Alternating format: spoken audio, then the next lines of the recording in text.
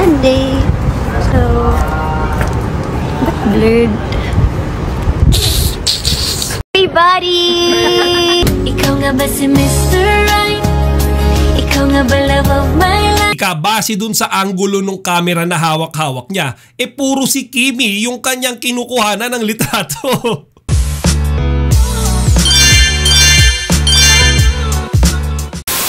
Magandang araw mga kachika! Rigel po ulit ang inyong Chika Patrol. Bago tayo magsimula mga kachika, inaanyaan ko muna kayo mag-subscribe dito sa ating munting channel para palagi kayong updated sa mga latest at nagte-trending na mga showbiz balita. Sa parehong araw ng pagdating ni Kim Chiu at ni Paolo Abilino sa Birmingham, United Kingdom, nagkaroon na rin kaagad sila ng pagkakataon na makapamasyal. Meron pa nga akong video na napanood dyan mga kachika kung saan maiispatan natin na talaga namang kinakarir ni Paolo Abilino yung kanyang pagiging photographer. Feeling ko mga kachika, base dun sa anggulo ng camera na hawak-hawak niya, puro si Kimi yung kanyang kinukuhanan ng litrato. Diba nga nung nakaraang interview nila kay MJ Felipe, nagko-konte silang dalawa kung sino ba talaga ang mas magaling na photographer. Siguro mga chika, gusto talagang patunayan ni Paolo na mas magaling siya kay Kimi pagdating sa pagkuha ng mga litrato. At sa ibang mga videos pa nga dyan mga chika, makikita natin na kasama nila yung iba nilang mga malalapit na kaibigan. Sabi nga ni Kimi dyan mga chika, gutom na daw talaga siya. Marahil dahil sa mahabang flight nila sa eroplano. Kaya paglapag nila ng Birmingham, nagyaya na kaagad siyang kumain. Panoorin natin ito mga kachika. Hello Birmingham! It's actually 8 p.m. and maaraw pa rin. See you Sunday. So, ba't blurred? Everybody! Ikaw nga ba si Mr. Right? Ikaw nga ba love of my life? Hello! Gabi na dito pero may araw pa rin. Ang ganda talaga dito sa Marikina. Ikaw nga ba ang icing sa ibabaw ng cupcake ko?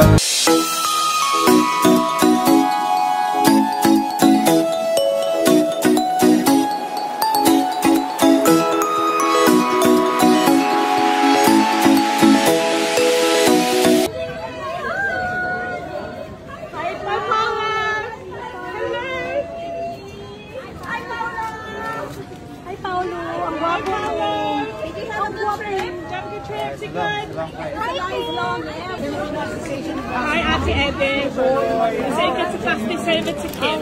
We've got some gifts in there as well, but hopefully we can give it over to germs.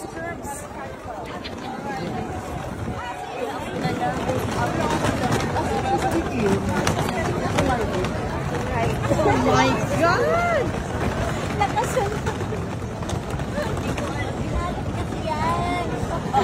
Ganda ni Kimi! Samantala mga kachika, meron akong nabasang comment mula sa isang netizen kung saan pinupuna niya yung paglalakad ng mabilis ni Paolo Abilino, yung parang iniiwan daw si Kimi. Ngayon mga kachika, sa akin lang kailangan pa bang bigyan ng issue yung ganong kaliit na bagay? Kasi kung titignan nyo naman yung video, nakasunod naman sa kanya si Kimi. Parang wala pang ang isang dipa yung layo nila sa isa't isa. Ngayon kung pupunahin nyo, bakit hindi hawak-hawak ni Paolo Abilino yung maleta ni Kimi? Malamang mga kachika kasi meron din siyang hawak-hawak na sarili niyang maleta. At take note, dalawa yung hawak-hawak niya mga kachika. Di ba common sense lang yan? Meron namang nagbubuhat nung gamit ni Kimi at nakikita naman natin na hindi nahihirapan yung ating Chinita Princess. Kaya bakit ibabash pa or sasabihan pa ng hindi ka nais-naisang Kimpaw sa napakaliit na bagay lamang na iyan? For all mga kachika, marami naman yung natutuwa dahil nga nagkaroon kaagad ng bonding time si Kimi at si Paolo. Pagdating pa lang nila sa Birmingham, United Kingdom. May mga bulong-bulungan din mga kachika, though hindi pa naman ito sigurado. Ang sabi kasi nila humihiwalay din daw si Kimi at si Paolo Paolo sa kanilang mga kasama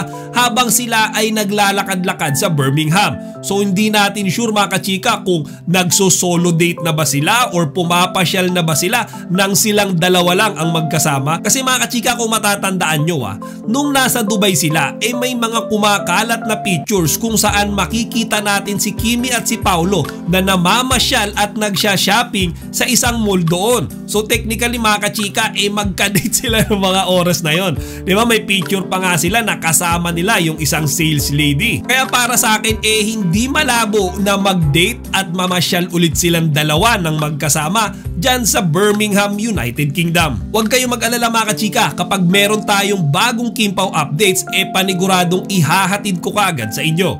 Dito na lang muna mga kachika. Chika Patrol signing out. Huwag kalimutan mag-like, comment, and subscribe. Para sa iba pang mga celebrity news, i-click lamang ang mga videos na ito.